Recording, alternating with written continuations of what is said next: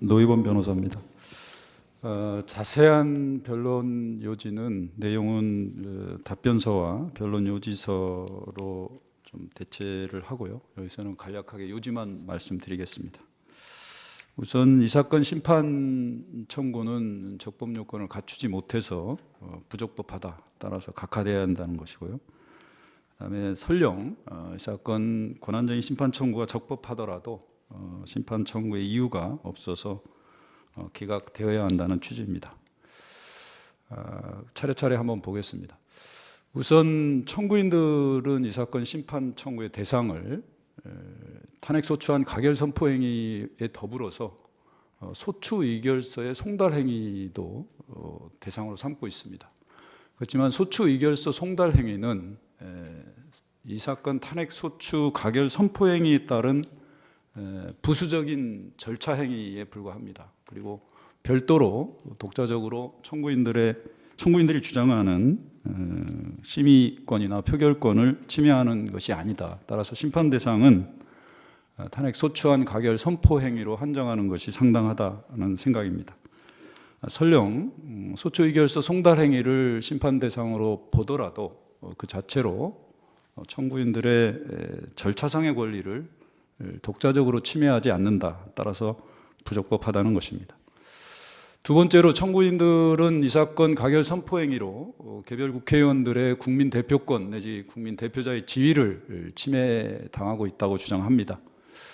그러나 개별 국회의원들의 어떤 국민 대표권 내지 대표자의 지위라는 것은 이 사건 가결 선포 행위로 인해서 침해될 수는 없다고 생각합니다.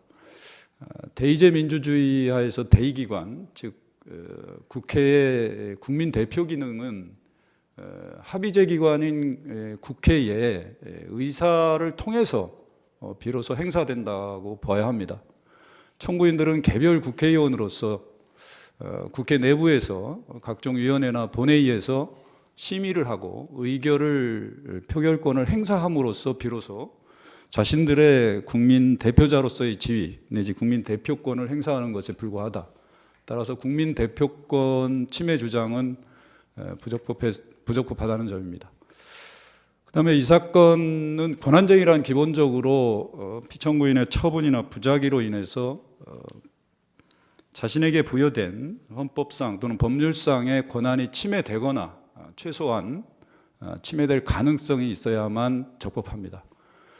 국회는 국민의 대표기관으로서 의사 절차의 진행이나 내부 규율 등에 있어서는 폭넓은 자율권을 가지고 있습니다.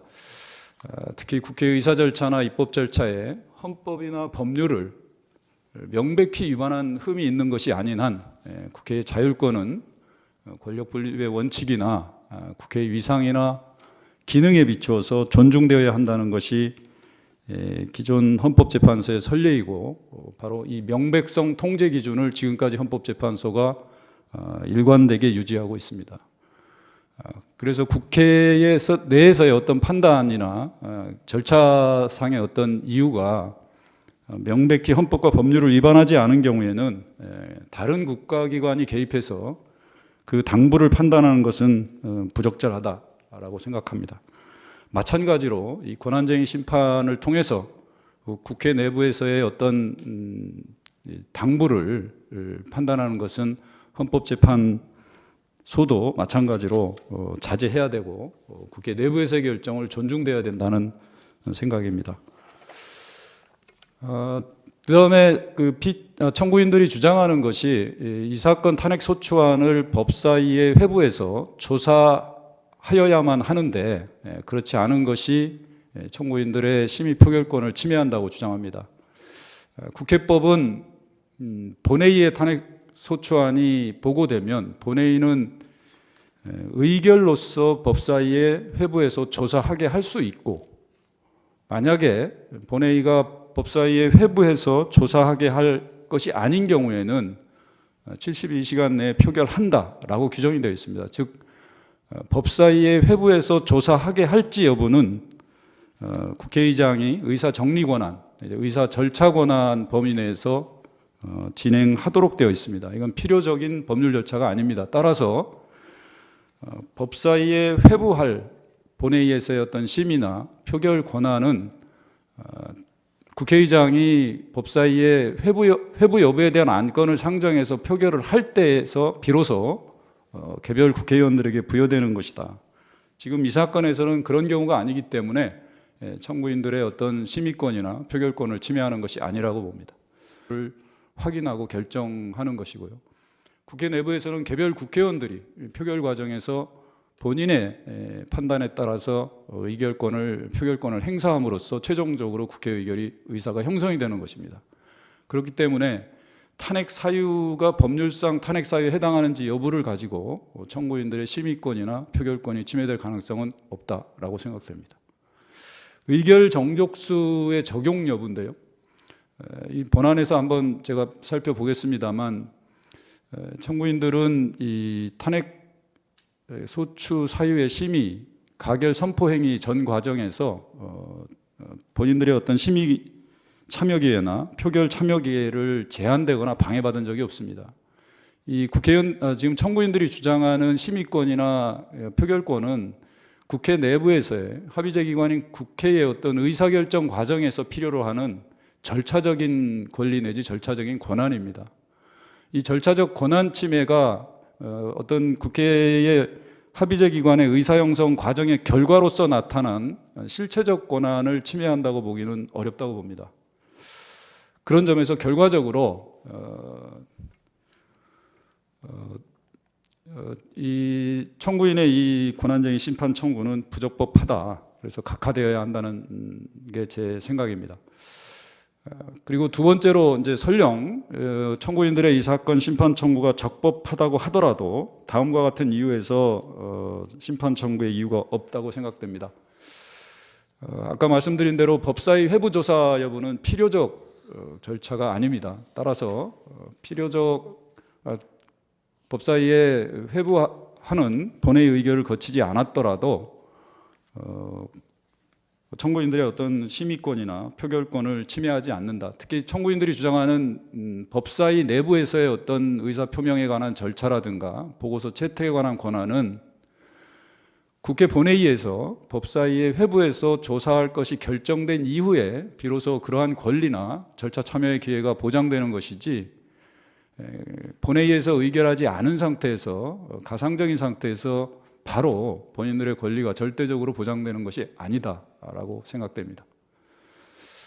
그리고 법사위 회부 여부는 국회의장의 의사의 절차 진행에 관한 의사 정리 권한에 속한다고 생각합니다. 특히 의장은 헌법과 국회법에 따라서 제안 설명을 하고 무기명 투표 방식에 관한 표결선언을 한 다음에 적법한 절차에 따라서 가결 선포를 했습니다. 명백히 헌법과 법률에 위배되지 않는다는 점이고요. 특히 의장은 법사위에 회부해서 조사하게 할 것인지 여부를 재량적 판단하에 판단하고 있습니다. 지금까지 탄핵 소추안이 여러 번 있었는데요. 법사위에 회부된 안건은 검사에 대한 탄핵 외에는 아무것도 없습니다. 지금까지 이 점에 대해서 국회 내부에서도 어떠한 이견을 제시한 적이 없습니다. 왜냐하면 사실관계가 불명확하거나 최소한의 사실관계를 확인할 필요가 있었던 경우에만 법사위에 회부해서 조사를 하게 했었습니다.